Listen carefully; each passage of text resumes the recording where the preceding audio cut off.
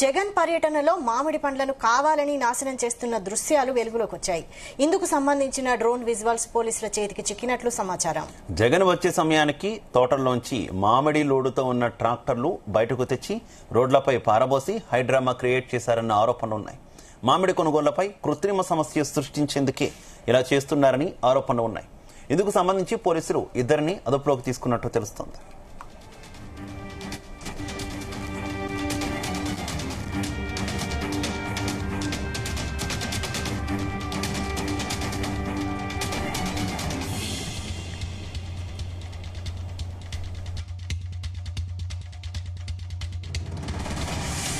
Right, Jagan పర్యటనలో కృత్రిమంగా మామిడి పళ్లను తోటల్లోంచి తీసుకొచ్చి ధ్వంసం చేసినటువంటి విజువల్స్ పోలీసుల చేతికి చిక్కిందనేటటువంటి వార్తలు వస్తున్నాయి. ఈ నేపథ్యంలోనే పోలీసులు ఇద్దరిని అదుపులోకి తీసుకున్నారనేటటువంటి వార్తలు కూడా ప్రస్తుతం సంచలనం రేపుతున్నటువంటి పరిస్థితి. ఇక ఈ ఘటనకు సంబంధించి మరింత సమాచారం మా కరెస్పాండెంట్ విబిరావు అందిస్తారు. విబిరావు. Good evening Shiva. Continue. Good evening Sivan Vaishali. ఈ రోజు మాజీ ముఖ్యమంత్రి వైఎస్ జగన్ చిత్తూరు జిల్లా పర్యటనలో కొన్ని అనూహ్యమైన సంఘటనలు, ఊహించినటువంటి ఘటనలు జరిగాయి. వాటిలో ముఖ్యంగా చిత్తూరు జిల్లాలో ఈయన తోటపూరి మామిడికాయల పంట సంబంధించినటువంటి రైతులను పరామర్శించేందుకు నిర్దేశించిన యాత్రలో కొంతమంది కావాలని కొన్ని వాతావరణాన్ని, అంటే అక్కడ కొంచెం అలజడి రేగేటటువంటి వాతావరణాన్ని సృష్టించడానికి ప్రయత్నించారు. దీనిలో భాగంగా ప్రత్యేకంగా ట్రక్ లో వాటిని ఒక కార్పెట్ కప్పి వాటిని తీసుకొచ్చి ఆ యొక్క మార్కెట్ పరిసర ప్రాంతాల్లో పడేసి కింద పడేసి బుల్డోజర్ తోటి తొక్కించే ప్రయత్నం చేశారు. అటువంటి యొక్క వీడియో యొక్క క్లిప్పింగ్స్ కొన్ని మీడియా సంస్థలతో పాటు సోషల్ మీడియాలో కూడా దొరకడంతో ఈ యొక్క ఏదైతే జగన్ పర్యటన ఆంతర్యంలో ఏదైతే అక్కడ అలజడి సృష్టించడానికి ప్రయత్నాలు కొనసాగుతున్నాయి. వాళ్ళ యొక్క ప్రతి పర్యటన వెనుక కూడా ఒక ప్రభుత్వంపై బురద చల్లేటటువంటి కార్యక్రమాలు చేపడుతున్నారనే దానికి ఇది నిదర్శనంగా మనం చెప్పుకోవచ్చు. అదేవిధంగా ఏదైతే ఈ ఘటన మామిడి పళ్లను అక్కడ మార్కెట్ లో పడేసి బుల్డోజర్ తో తొక్కించిన ఘటనలో ట్రాక్టర్ డ్రైవర్ ని అలాగే బుల్డోజర్ డ్రైవర్ ని కూడా పోలీసులు అదుపులోకి తీసుకున్నారు. ఈ జరుగుతుండగానే ముఖ్యమంత్రి చంద్రబాబు, తర్వాత వ్యవసాయ శాఖ మంత్రి కింజరాపు అచ్చెన్నాయుడు దృష్టికి వెళ్లడంతో అక్కడ స్వల్పమైనటువంటి చర్చ జరిగింది. వెంటనే సమావేశం జరిగిన వెంటనే ముఖ్యమంత్రి చంద్రబాబు నాయుడు అచ్చెన్నాయుడుతో మాట్లాడి ఈ ఘటనపై ఉపేక్షించేది లేదు, ఇటువంటి చిల్లర రాజకీయాలకు రాష్ట్రంలో తావులేదు. ఒకవైపున ప్రభుత్వం అభివృద్ధి పదంలో పయనించాలని, అదేవిధంగా రాష్ట్రాన్ని మరి మన ప్రత్యేక వైఎస్ జగన్ అటువంటి పార్టీ కుట్రలకు పాల్పడుతుందని ప్రజలకు తెలియాలి.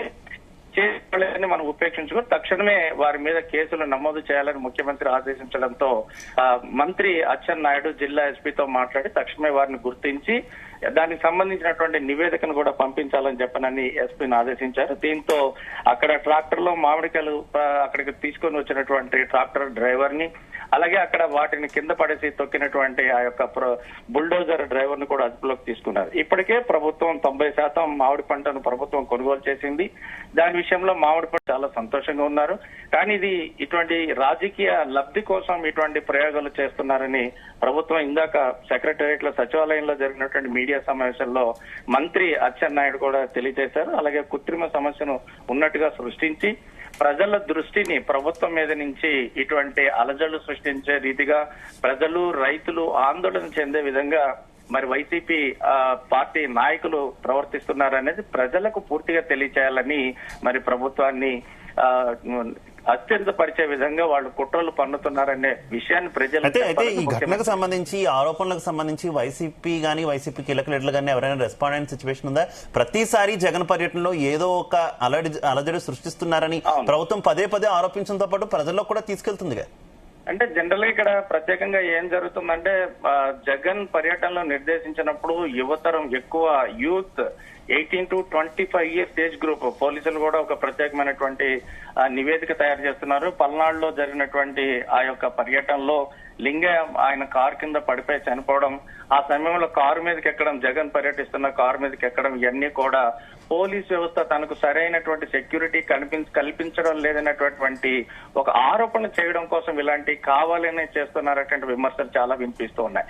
ముఖ్యంగా ఏంటంటే ఇది ప్రభుత్వంలో అంటే వాస్తవానికి ప్రభుత్వానికి విమర్శలు వచ్చినా కూడా వైసీపీ నుంచి జిల్లా స్థాయిలో సెకండ్ కేటగిరీ, థర్డ్ కేటగిరీకి సంబంధించినటువంటి నాయకులు మాత్రమే ఇలాంటివి చేస్తున్నారు. ఫస్ట్ అండ్ సెకండ్ కేటగిరీ నాయకులు ఎవరు కూడా ఇటువంటి కార్యక్రమాలకు ముందు చేయడం లేదు. ఎందుకంటే త్వరగా గుర్తుపడతారు పోలీసులు కానీ లేకపోతే అక్కడ ఉన్నటువంటి ఇంటెలిజెన్స్ వర్గాలు కానీ ఎవరు ఏం ప్లాన్ చేస్తున్నారని ఇప్పటి వరకు కూడా నిఘా వర్గాలు కానీ పోలీసులు కానీ కేవలం ఫస్ట్ సెకండ్ ఆ స్థాయిలో ఉన్న వర్గాల నాయకుల మీద మాత్రమే దృష్టి పెడుతున్నారు. థర్డ్ అండ్ కేటగిరీ సామాన్య కార్యకర్తలు ఎవరైతే డబ్బులు ఇచ్చి చేయించే వాళ్ళు కూడా కొంతమంది ఉంటున్నారు. కొంతమంది నిరుపేదలు తిండికి కూడా గతి లేని వాళ్ళకి డబ్బులు ఇచ్చి వాళ్ళ చేత పార్టీలో కొంతమంది ప్రలోభాలు గురిచేసి మీరు ఇలా చేయండి, మేము చూస్తాము, మేము మిమ్మల్ని కాపాడుతామని అష్యూరెన్స్ ఇస్తున్నారు నాయకులు, జిల్లా స్థాయి నాయకులు. అందువల్లనే ఇటువంటి సంఘటనలు చోటు చేసుకుంటున్నటువంటి ఒక నివేదిక అంటే నిఘా వర్గాలకు కూడా ఒక సమాచారం ఉంది. దాని మీద వాళ్ళు ఇన్ డెప్త్ గా ఎంక్వైరీ చేయడం కూడా జరుగుతోంది. Shiva, right, okay, thank you. Thank you.